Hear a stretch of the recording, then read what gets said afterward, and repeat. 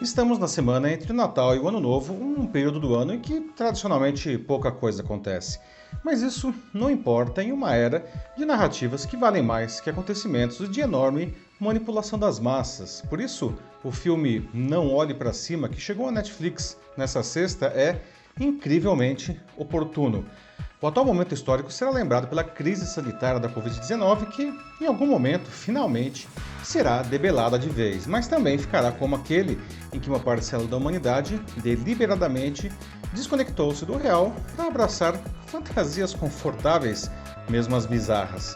E isso não pode ser encarado como algo inocente ou sem consequências. Fica a questão: quando venceremos essa outra pandemia mais resistente à da desinformação que potencialmente pode destruir o mundo? Eu sou Paulo Silvestre, consultor de mídia, cultura e transformação digital, e essa é mais uma pílula de cultura digital para começarmos bem a semana, disponível em vídeo e em podcast. Na sátira produzida pela Netflix, dois astrônomos vividos por Leonardo DiCaprio e por Jennifer Lawrence descobrem que um cometa de 10 quilômetros de diâmetro colidirá com a Terra em 6 meses. Se nada for feito para desviar sua rota, significará o fim da vida no planeta. Os dois partem então em uma jornada quixotesca para explicar o perigo às autoridades e à população. E apesar do apocalipse próximo e cientificamente irrefutável, eles precisam enfrentar políticos negacionistas liderados pela presidente dos Estados Unidos, interpretada por Meryl Streep, uma parcela da mídia que espetaculariza os fatos e gigantes empresariais que querem lucrar com tudo, até mesmo com a rocha que pode matar todos nós. A situação se torna dramática e incrivelmente semelhante à nossa realidade quando uma parcela considerável da população acredita e apoia esses políticos, os sensacionalistas e os magnatas da tecnologia. Esse grupo não quer se preocupar com o cometa e questiona se ele deveria ser desviado ou até mesmo se ele existe de fato. Olhando de fora, esse comportamento parece irracional, grotesco, não? Mas é exatamente o que a gente vive hoje. Não? Em uma sociedade de consumo desenfreado e intolerante a frustrações, muita gente priorizará seus interesses, mesmo que isso prejudique a coletividade. Se tiverem apoio e validação da massa, podem até mesmo praticar atos que jamais fariam sozinhos. Isso explica integrantes de torcidas organizadas que, quando estão nesses grupos, agridem e até matam aqueles que torcem por outro time simplesmente por esse motivo. Acontece que vivemos em uma sociedade hiperconectada e as redes sociais e nossos smartphones nos garantem toda a validação de que necessitamos para qualquer barbaridade.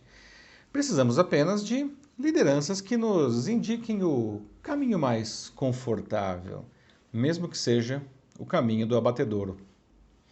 Chega a ser contraditório tanta gente acreditando nessas narrativas absurdas justamente quando a humanidade tem acesso sem precedentes a informações. A diferença recai sobre a qualidade delas. Né? Quando são majoritariamente boas, uma sociedade se desenvolve. Caso contrário, os poderosos manipulam as massas a seu bel prazer. Talvez o melhor exemplo de uma sociedade controlada pela barbárie seja o nazismo de Hitler, que levou à Segunda Guerra Mundial e ao Holocausto. A despeito de os alemães da época serem bem educados, a crise do país abriu espaço para o surgimento daquele salvador da pátria, né, que propunha tornar a Alemanha grande de novo, eliminando os inimigos da nação, especialmente os judeus.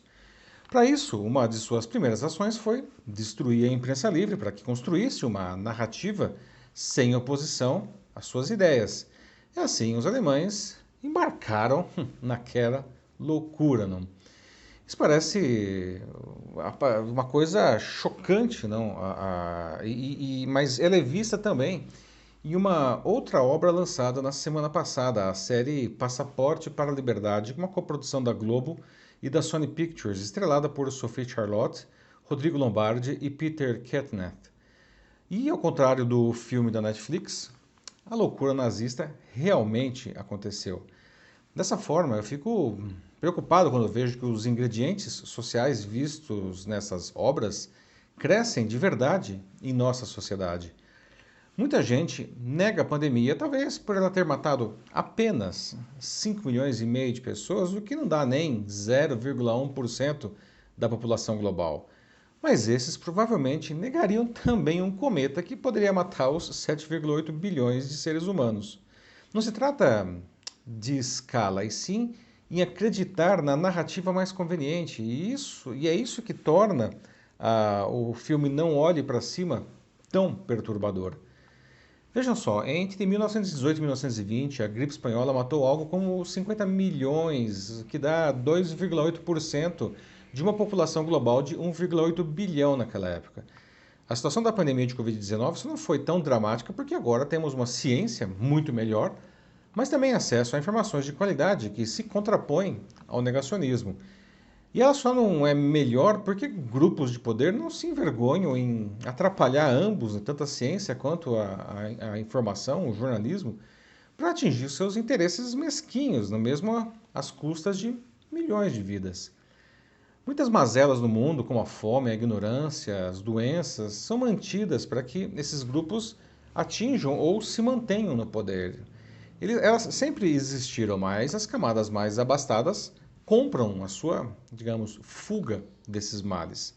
Em uma raríssima exceção, a Covid-19 aproximou os mais ricos dos mais pobres porque o vírus, enfim, contamina indiscriminadamente. Não? Por isso, a desinformação precisa ser combatida, pois ela mata literalmente milhões de pessoas.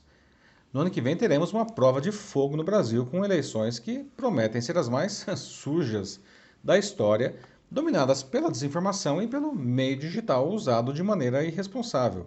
Os candidatos já captam, desde já, o que cada grupo social quer que seja a sua verdade, mesmo que não passe de uma perigosa bobagem. Preparam suas narrativas falaciosas para manipular as massas, afagando seus egos. Todos nós temos a obrigação de perceber e evitar isso, por mais eficiente que seja esse convencimento e por mais que as redes sociais nos manipulem. De toda forma, é um grande alívio que não exista nenhum cometa em nossa direção. Como temos essa sorte, estamos chegando apenas ao fim do ano e não ao fim do mundo. É isso aí, meus amigos.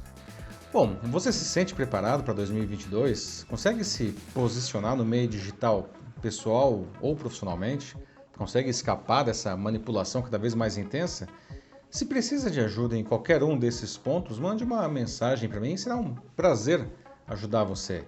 E, independentemente de tudo isso, que venha um ano com muita saúde, muita alegria e muito sucesso para todo mundo. Eu sou Paulo Silvestre, consultor de mídia, cultura e transformação digital.